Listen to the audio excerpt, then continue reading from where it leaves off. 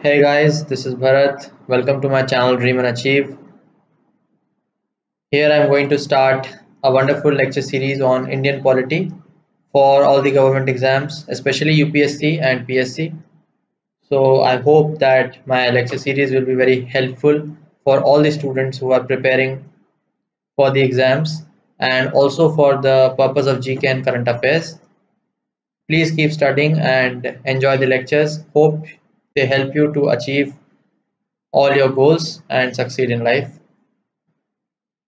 Do not forget to please subscribe my channel and please like and share with as many people as possible. आज जो हम chapter पढ़ने वाले हैं दोस्तों बहुत ही छोटा और बड़ा सिंपल चैप्टर है and we will be talking about special officer for linguistic minorities. शुरू करने से पहले थोड़ा सा चैप्टर के बारे में मैं आपको बैकग्राउंड देता हूँ, जैसा कि हर चैप्टर में मैं देता ही हूँ वैसे इसमें भी मैं देना चाहूँगा कि हमारे कॉन्स्टिट्यूशन में दो तरह की माइनॉरिटीज़ को रिकॉग्नाइज किया गया है, एक रिलीजियस और दूसरा लिंग्विस्टिक। पहले भी जो लेक्चर्स हैं उनमें मैंने आपसे डिस्कस किया है कि हमारा भारतीय कॉन्स्टिट्यूशन दो टाइप की माइनॉरिटीज़ को ही रिकॉग्नाइज करता है, इसके अलावा और कोई माइनॉरिटी को वो कॉन्स्टिट्यूशनली रिकॉग्नाइज नहीं करता है। बाद में एक्ट ऑफ पार्लियामेंट के द्वारा भले ही उनको माइनॉरिटी के फॉर्म में डाल दिया गया हो, अलग बात है, लेकिन कॉन्स्टिट्यूशनली रिलीजियस और लिंग्विस्टिक माइनॉरिटी ही रिकॉग्नाइज्ड हैं। और लिंग्विस्टिक माइनॉरिटीज का मतलब क्या होता है? लिंग्विस्टिक माइनॉरिटीज का सिंपल मतलब होता है ऐसे लोग जो स्टेट में रहते हैं जिनकी भाषा बाकी के स्टेट के लोगों से काफी अलग है और बहुत कम संख्या में जो लोग हैं they are the linguistic minorities. यानी कि अगर आप साउथ में हो तो आपके लिए हिंदी और इंग्लिश जो है कुछ हद तक वो एक लिंग्विस्टिक माइनॉरिटी के ग्रुप में आप रहोगे अगर हिंदी स्पीकिंग इंडिविजुअल हो तो, क्योंकि साउथ इंडिया में हिंदी कम बोली जाती है। वेयर एज नॉर्थ इंडिया में आप आओगे तो तमिल और तेलुगु वाले लोग जो है लिंग्विस्टिक माइनॉरिटी के फॉर्म में रहेंगे, क्योंकि ऑब्वियसली नॉर्थ इंडिया में वो वाली लैंग्वेजेस यूज नहीं होती हैं। But so basically the definition of linguistic minorities is not a constant thing, it is decided on the state wise basis। अलग अलग states का अलग अलग region के basis पे linguistic minorities कौन होंगे decide होता है।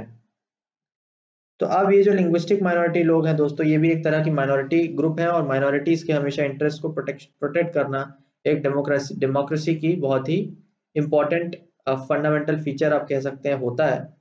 तो इसीलिए इसीलिए लिंग्विस्टिक माइनॉरिटीज के इंटरेस्ट को प्रोटेक्ट करने के लिए हमारे पार्लियामेंट यानी लेजिस्लेचर ने डिसाइड किया कि एक स्पेशल ऑफिस होना चाहिए जिसका उन्होंने नाम दिया special officer for linguistic minorities, और उसको डेजिग्नेट किया as a commissioner for linguistic minorities. यानी कि उसको कमिश्नर के डेजिग्नेशन की यानी कि उपाधि कमिश्नर की उसको दी गई है और उसका काम है लिंग्विस्टिक माइनॉरिटीज के बेसिकली जो सेफगार्ड्स हैं जो कॉन्स्टिट्यूशन में प्रोवाइड किए गए हैं उन सभी का सही से इम्प्लीमेंटेशन करवाना।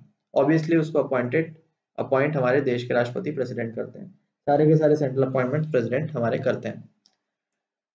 अब ये जो ऑफिस है वो बनाया कब गया था? बनाया गया था on the recommendation of states reorganisation commission 1953 से 55। सो 53 से 55 में स्टेट्स रीऑर्गेनाइजेशन कमीशन हुआ था और उसके बाद उसने रिकमेंड किया था कि ऐसे एक ऑफिस का क्रिएशन होना चाहिए और उसके बाद 7th कॉन्स्टिट्यूशनल अमेंडमेंट एक्ट के द्वारा article 350 B part 17 of constitution में ऐड किया गया जिसमें इस ऑफिस का प्रोविजन डाला गया था। ठीक है, तो इसका हम विजन, मिशन और रोल तीनों चीजें एक साथ देखते हैं। बेसिकली अगर मैं इसको ब्रॉडली तरीके से आपको समझाऊं तो बेसिकली इसका काम यही होता है कि कॉन्स्टिट्यूशन में जितने भी हमारे सेफगार्ड्स दिए गए हैं लिंग्विस्टिक माइनॉरिटी से रिलेटेड, उन सभी सेफगार्ड्स को इम्प्लीमेंट सही से हो रहे हैं कि नहीं वो देखना और उसके बाद उसकी पूरी रिपोर्ट बना करके प्रेसिडेंट को वो एनुअल बेसिस पे सबमिट करता है। ठीक है, और जो कंप्लेंट्स होती हैं अगर इनसे रिलेटेड सेफगार्ड सही से अगर फॉलो नहीं हो रहे, उनसे रिलेटेड कंप्लेंट्स हैं, वो कंप्लेंट भी ये लेता है और उन कंप्लेंट्स को रिजॉल्व करने के लिए रिमीडियल एक्शंस क्या होने चाहिए उसको भी ये सजेस्ट करता है। हाउएवर इसमें एक डिफरेंस ये है कि कोई भी ऐरा गैरा नत्थु कैरा आदमी जाके इस ऑफिस में कंप्लेन नहीं कर सकता। लिंग्विस्टिक माइनॉरिटी का ही कोई व्यक्ति, और वो भी एक अच्छे हाईएस्ट पोस्ट पे अगर है गवर्नमेंट में या फिर किसी भी और कॉर्पोरेशन में या ग्रुप में, लिंग्विस्टिक ग्रुप में, वो यदि जाके अपील करेगा तो ही वो कंप्लेंट ये ऑफिसर दे सकता है। जैसे कि एनएचआरसी यानी कि ह्यूमन राइट्स कमीशन में कोई भी ऐरा गैरा आदमी जाके कंप्लेंट फाइल कर सकता है, लेकिन यहाँ पे ऐसा नहीं है। यहाँ पे लिंग्विस्टिक माइनॉरिटी का ही इंडिविजुअल होना कंपलसरी है, वही जा करके कंप्लेंट को फाइल कर सकता है। आइए मैं आपको एक बार रीड करके समझा देता हूँ और डिटेल में।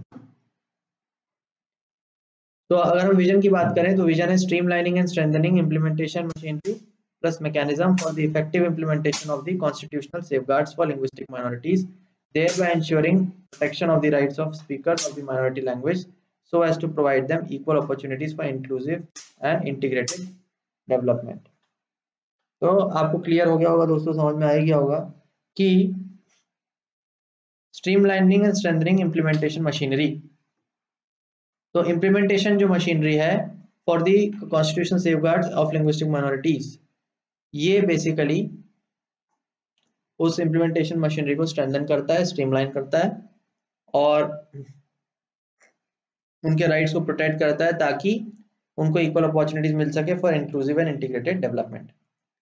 अगर मिशन की हम बात करें तो ensure all states UTs effectively implement the constitution safeguards and nationally agreed scheme for safeguards for linguistic minorities, equal opportunities for inclusive. Same चीज है दोस्तों, विजन भी लगभग वही है, मिशन भी लगभग वही है, बट क्योंकि ऑब्वियसली अगर हमारे एग्जाम में सवाल कभी पूछा जाता है तो जो एग्जैक्ट स्टेटमेंट हमारी किताब में लिखी गई है उसी स्टेटमेंट की वैल्यू ज्यादा होती है। तो अगर आप किसी एग्जाम की तैयारी कर रहे हैं तो मैं आपसे यही रिकमेंड करूंगा कि जो एग्जैक्ट स्टेटमेंट है उसको आप एज इट इज याद रखें।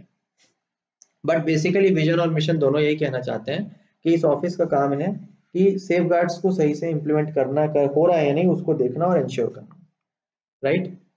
आगे हम फंक्शन में देखेंगे कि कैसे वो इंश्योर कर सकता है और क्या क्या पावर जिसके पास है, बट ये बेसिकली इसका विजन और मिशन है। और रोल की भी अगर हम बात करें तो मैंने आपको ऑलरेडी बताया कि takes up all related matters that come to its notice by linguistic minority individuals, groups, associations, organisation at highest political and administrative level of states.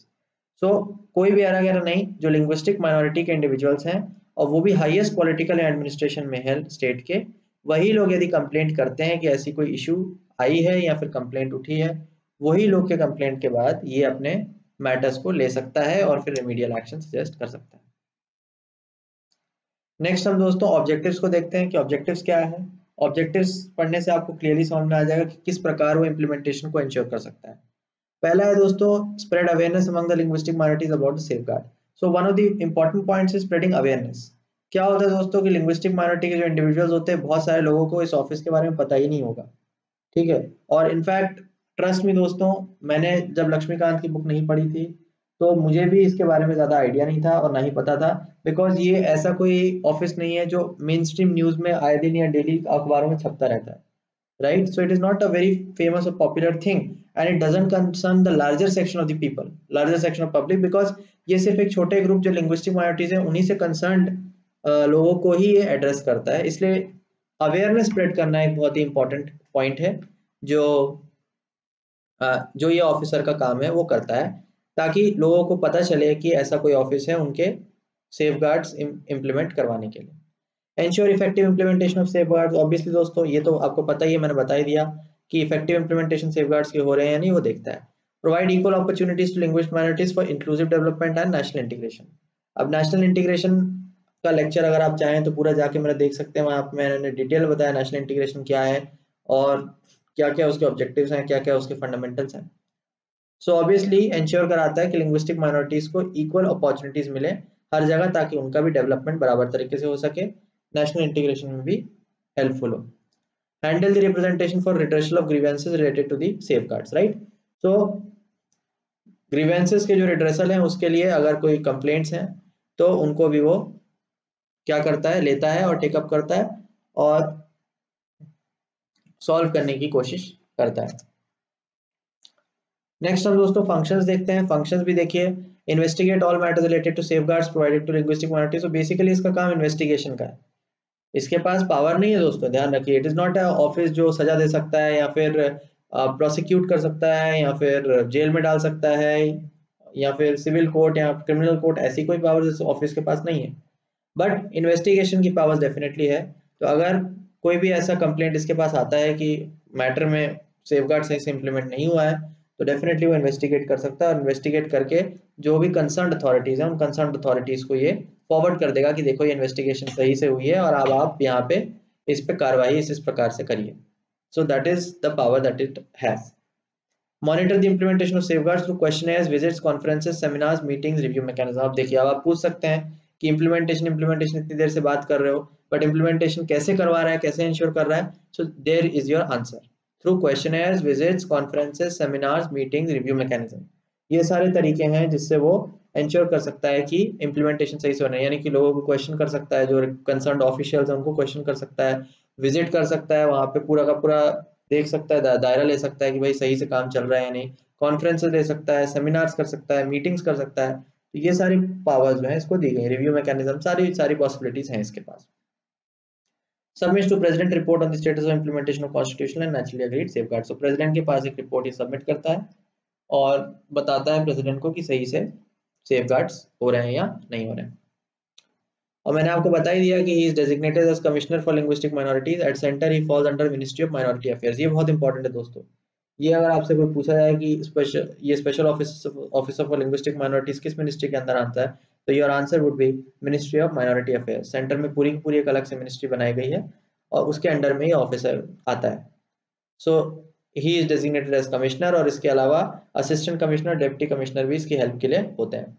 और इसके अलावा स्टेट गवर्नमेंट्स और यूटीज में नोडल ऑफिसर्स के through ये अपना liaisoning करता है। तो छोटे मोटे नोडल ऑफिसर्स भी वहां पे वो अपॉइंट करने की पावर इसके पास है।